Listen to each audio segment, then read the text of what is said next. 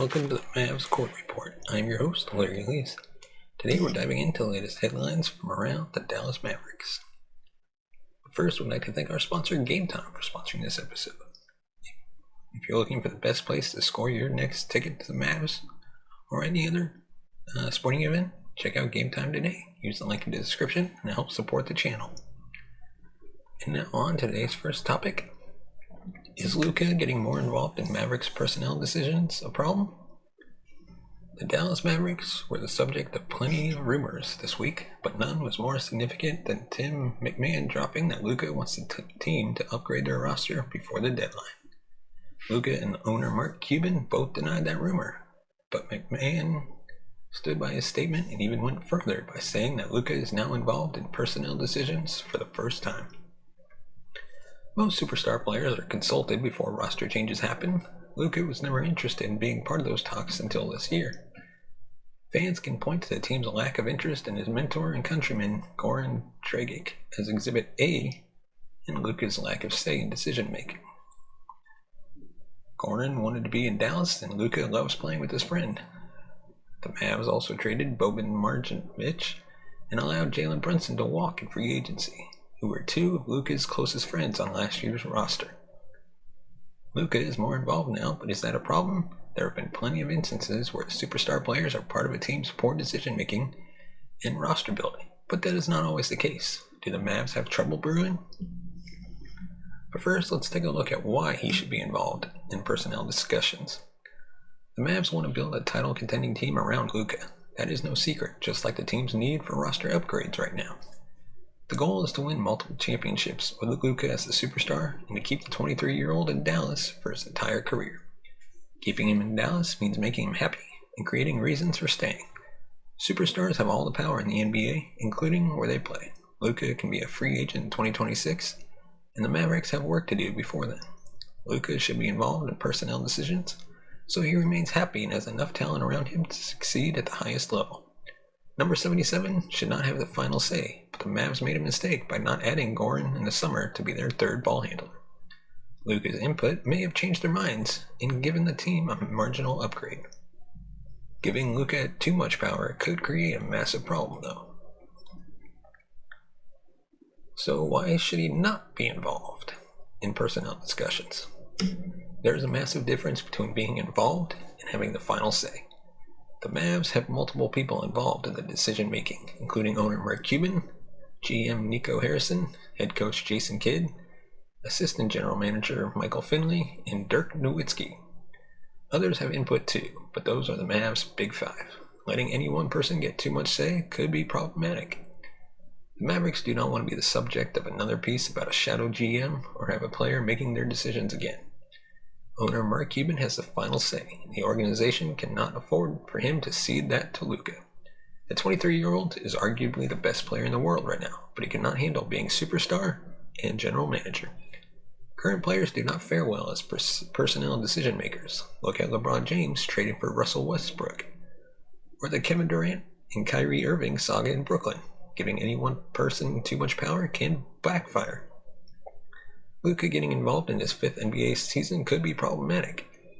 If his voice starts to lead the room, the Mavericks should be rounding out the roster with talent and fit around number 77, not just his friends. Is Luka getting more involved already a problem? Currently, this is a non-issue. It is newsworthy because Luka had zero interest in being part of those conversations until this season. It's also a slight indictment on the Mavericks front office. Losing Jalen Brunson, trading Boban, Marjanovic, apologies for butchering his name, and failing to upgrade in free agency likely sparked Luka's new involvement. There would be no reason for him to get involved if the team's decision-makers had built a title contender around him already. Luka has a genius-level basketball IQ, so he may help the Mavs by getting involved. The 23-year-old knows what he needs on the court to be successful, and getting him involved likely means increasing his recruitment to get more talent to Dallas. The Mavericks must make sure they are making the moves for the right reasons, but Luka can be a massive help if they do. The February 9th trade deadline is an important moment for the Dallas Mavericks. They need more talent on their roster, but they face some challenges in adding it. What do the Mavs do? How much say does Luka have in the additions? It will be a franchise-altering deadline, so fans should be watching closely. Luka is more involved in the Mavs' decision-making, but it is too early to tell if that is a positive or negative. So stay tuned to the Mavs Court Report to see how the roster around him shapes up over the next couple of years. And now on to our next topic. We're going to take a look at every trade deadline rumor so far. The Dallas Mavericks are looking to make moves ahead of the trade deadline. They need more talent around superstar Luka, and fans saw last year that the general manager and the front office are not afraid to be aggressive if they believe it will help the team. The Mavericks have some clear needs on their current roster. They would love to add another playmaker and a center upgrade, along with just improving the overall talent around number 77. Dallas has multiple mid-sized contracts to deal, but can they find a trade they believe in? The Mavs are looking to make moves, which means plenty of rumors before the deadline. These rumors have come so fast that fans have likely missed one or two. So here's a look at every one that has dropped as the deadline approaches. The first one, which we previously just talked about in the prior segment, Luka is starting to get more involved in personnel decisions,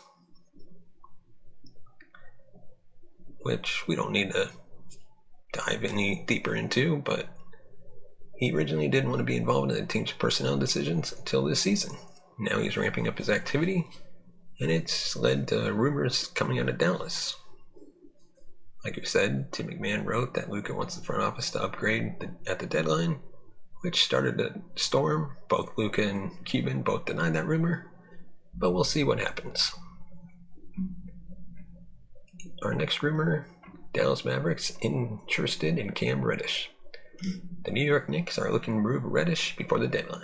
The 23-year-old wing is not part of Tom Thibodeau's rotation, and he becomes a restricted free agent this summer. New York is not keeping Reddish beyond the season, so they are looking to cash on anything that they can get for the former lottery pick. Mark Stein reported that the Mavericks are among the teams interested in acquiring Reddish. The Knicks want Reggie Bullock from Dallas, but they are asking for a second-round pick and a deal for the 6'8" wing. Dallas has been linked to two other Knicks, so acquiring Reddish could be part of a larger package that may include a ball handler coming back to Dallas. Swapping Bullock for Reddish straight up does not make sense for Dallas. Bullock is the better player right now, and is a key piece of the Mavericks' success. The 6'6" wing plays stout perimeter defense and drains open shots. Dallas needs trusted 3 and D wings, and Bullock certainly fits that bill. Expect the Knicks to trade Cam Reddish before the deadline, but the Mavs do not seem like the most likely team to acquire him. The 23-year-old is certainly a name to watch as the trade deadline approaches. Our next rumor, Dallas Mavericks are interested in Emmanuel Quickley and Derrick Rose.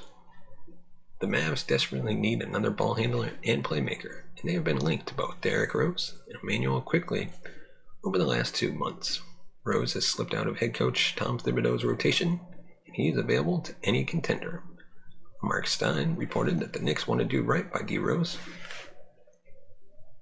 Quickley may no longer even be available.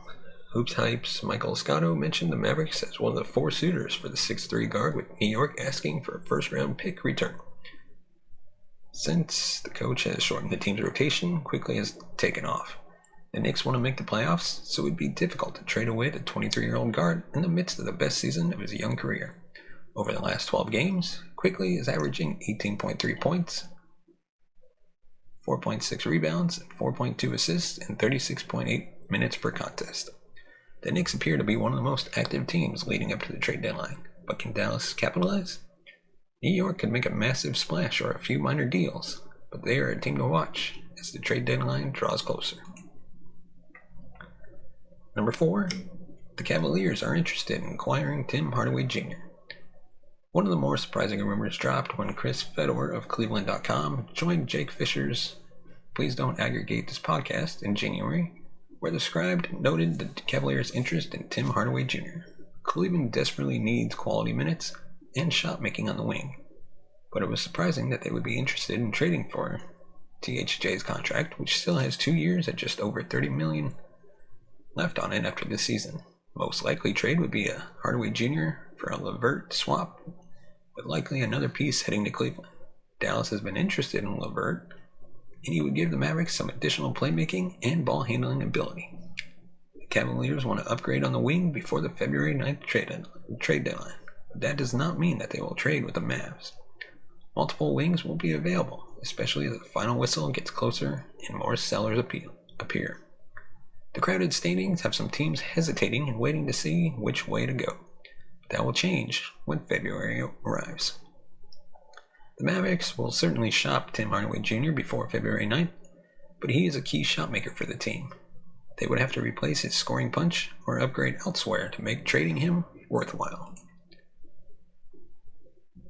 Our next rumor, interest in John Collins trade. The Mavs have been linked to John Collins since the 6'9" forward hit the market. Every year there are new rumors about the Hawks dealing him, but it never happens. Collins is in his 6th season with the team and has 3 years left on his contract after this campaign. Things in Atlanta are changing though. Travis Schlenk is out as the team's president, with Landry Fields taking over the day-to-day management of the team. Owner Tony Ressler's son Nick also has a major say in basketball decisions, with Kyle Korver being promoted to assistant GM. Could the new leadership decide to shake things up and finally deal Collins? Shams Charania linked Dallas to Collins back in January, but the price has dropped significantly as the 25-year-old is in the midst of arguably the worst season of his career. Will the Hawks sell low on John Collins before the trade deadline? Can the Mavericks pounce if they do? The 6'9" forward is always a name to watch, and fans should expect the new front office to make a splash before the deadline. Dallas Mavericks are eyeing, apologies for butchering this name, Saddiq Bey. The Pistons are one of the few confirmed sellers with less than 3 weeks to go before the deadline. They sit at 12-36 and tied for the second fewest wins in the NBA. Cade Cunningham suffered a season-ending injury, and the Pistons are hoping to win the lottery to add Victor Wembanyama to their young core. One surprising name that Detroit has made available is Saddiq Bey. Jake Fisher mentioned the Mavericks as one of the teams that called about the 23-year-old wing. He was viewed as untouchable before this year, but the Pistons have stopped hanging up the phone when the 6'7" wing becomes the target. His minutes are down this season with the addition of Boban Bogdanovic, but he is still averaging 14.3 points, 4 rebounds, and a career-high 1 steal in 28.7 minutes per game. The 23-year-old is a career 35.6% three-point shooter that has plenty of upside. The Pistons will likely make multiple deals before the February 9th trade deadline, but do they move off of him? He becomes extension eligible this offseason, and the Pistons must decide quickly if he is part of their long-term future or not. Our next rumor, interest in, like we previously said, Boban Bogdanovic and Nerlens Noel. The Pistons are reluctant to sell Bogdanovic after acquiring him in the offseason. The veteran forward is averaging 21 points, 3 rebounds, and almost 3 assists in 31.5 minutes per game this season. He's shooting 48.6% from the field, 41.2% on his three-point attempts, and 88% from the free throw line. Bogey has been outstanding, and the Pistons are rightly playing hardball as they look to maximize their return for the 33-year-old. The Mavericks have been linked to Bogey and Nerlens by multiple outlets, but the most recent came from Adrian Wojnarowski of ESPN, who mentioned Dallas could target both players in a package deal as they look to upgrade their roster before the deadline. The Mavericks would love to add a shooter and secondary playmaker, and they tried to upgrade at the 5 in the offseason. Dallas could fill both needs with one move if they can acquire Bogey and Noel from the Pistons before the deadline. Noel is outside the rotation and readily available, but Detroit must decide if they are willing to deal Bogey and at what price before talks truly heat up. The Pistons are a team to watch closely before the trade deadline. Finally, interest in Zach LaVine trade. The Chicago Bulls could quickly become the hub of the trade deadline if they decided to blow things up before February 9th. They have traded for Zach LaVine to Mark DeRozan, Lonzo Ball, and Nikola Vucevic in recent years, but the Bulls are just 21-24 after 45 games, and they sit 10th in the Eastern Conference. Chicago is barely in the play-in tournament, and Ball remains out indefinitely with a knee injury. The Bulls need to make changes, but how big will they go? Tim MacMahon noted the Mavericks are interested in Zach LaVine if the two-time All-Star becomes available before the trade deadline. The 27-year-old is having another outstanding season, and he could become a three-time All-Star in the weeks ahead. He would give Dallas another dynamic offensive weapon that's averaged 25 points per game over the last 5 seasons. He's a 3-level scorer that can play on or off the ball. He would thrive next to Luka and Dallas on the offensive end of the floor, but Jason Kidd would have to figure out the defense. Trading for him would be a massive splash, but would it be enough to make the Mavs title contenders? That is a key part of any blockbuster trade for Dallas, and there is uncertainty if they acquire LaVine. Will the Dallas Mavericks make a blockbuster move or just upgrade around the edges? Expect the front office to be active and aggressive. So stay tuned to the Mavs Court Report for all the latest rumors and analysis as the trade deadline approaches. Next up, our next topic, should the Dallas Mavericks trade first-round picks to add a playmaker? The Dallas Mavericks want to upgrade their roster before the trade deadline. They need more talent around Luka to be true title contenders, whether he is pressuring the front office to make moves or not. The 23-year-old superstar and owner have both denied that rumor, but it does not change the state of the roster. Things are complicated on the trade front. Losing Jalen Brunson left the Mavericks one playmaker short. But that is not the only hole in their current roster.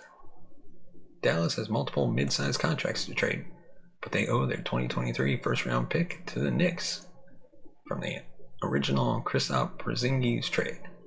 The top 10 protection on it prevents Dallas from trading their first-rounder in 2025. Do the Mavs put their 2027 and 2029 first-round picks on the table before the deadline?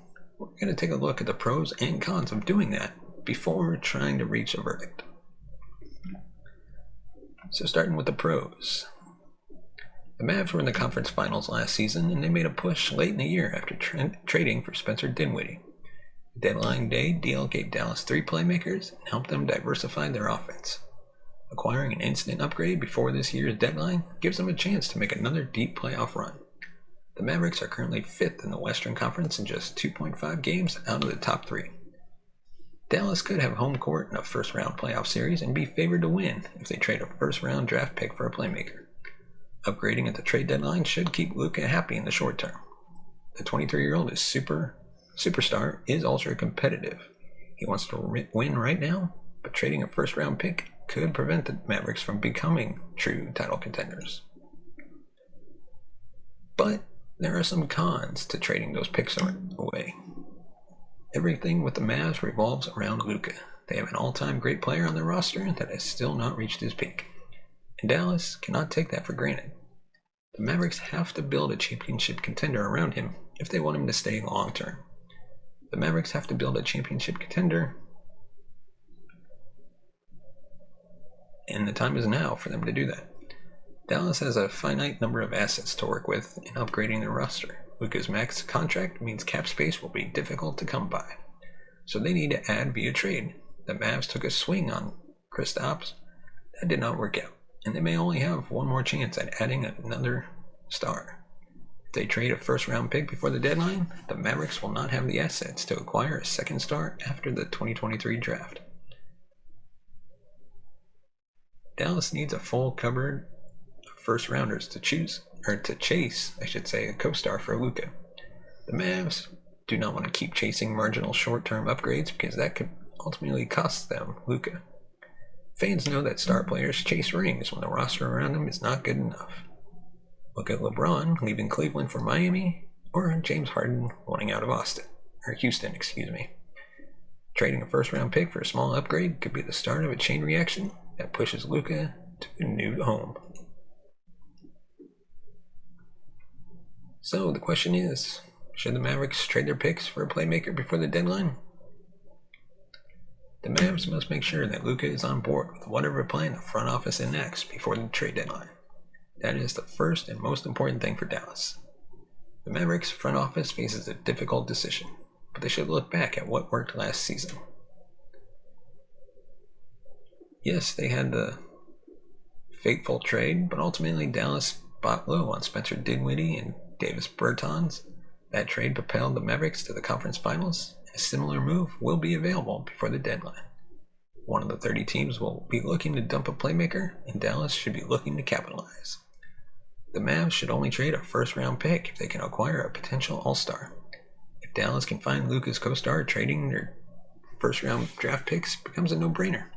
It allows the team to win and build a title challenger around Luka for the foreseeable future. Short of finding that move, Dallas should use their 2 second-round picks to make small upgrades and save their first-rounders for a summer blockbuster. The Mavericks need to get Luka a co-star, and one will certainly be available this offseason. What will the Mavericks do before the trade deadline? The front office has crucial decisions to make that will shape the future of the franchise. So stay tuned to see how it all plays out. And now on to our next topic. 5 seasoned veterans the Mavericks should consider signing. The Mavericks have struggled since the calendar flipped to 2023, as they are just 4-8 in their first 12 games. Entering the new calendar year, the trade deadline is creeping its disastrous head into teams as they try to solidify their rosters for the stretch run. However, some teams make moves using free agency instead of going through the trade market. Following the release of four-time All-Star Kemba Walker, the Mavs have an open roster spot, and teams can't go wrong with a veteran in the locker room, especially as playoffs slowly approach. Experience goes a long way in this league. Just look at LeBron, who's looking better than ever at 38 years old. With age comes a chip on your shoulder, especially an older player who still has a lot to prove. Here are some OGs that the Mavericks should consider signing to help bring some experience to a team that is looking to contend this season. Starting off, Carmelo Anthony. Interest in Anthony has been quiet this season, but his 13.3 points and 4.2 rebounds per game last season should create some buzz. Another reliant shooter for Luka to kick out to on the drive is always beneficial. Anthony is a fan favorite that's still hungry for his first championship. Then you got Kent Bazemore. Before joining the Lakers last season, he had one of his best shooting seasons percentage-wise on the Warriors, as he made 44.9% from the field over 67 games, which is solid for any guard. Dallas could be a solid place for a bounce-back season, but we can begin with a 10-day contract. Dwight Howard. The Mavericks are 25th in the league in block shots per game and 30th in rebounds each night. Who better to hold it down low to take some stress off of the big men than the former 3-time Defensive Player of the Year? If he can record a fraction of his 23.8 points, 12 rebounds, and 1.3 blocks per game he's averaged with the Teo and Leopards, the Mavs have a hidden gem. Hassan Whiteside. Though he has been under the radar, Whiteside could be another viable option for a big man off the bench. He is coming off his best career shooting percentage at 65.2%, along with 8.2 points and 7.6 rebounds per game. The 7-foot big would be a good nod for the Mavericks, who are currently last in rebounds per game. Lou Williams. He played the fewest minutes of his career last season. Despite him being 36, he's still got that dog in him. The 3-time Sixth Man of the Year coming off the Mavericks bench could help provide energy, and his offensive bag would be a solid addition. And that is all we have for this episode. Thank you so much for watching and listening. Leave us your comments in the comment section below, or find us on Twitter. Just search Mavs Court Report. Don't forget to give us a thumbs up if you like our video, subscribe to the channel, hit that bell notification button to be notified of future videos, and as always, subscribe to the podcast on all major podcast platforms, including Good Pods. And we will see you next time.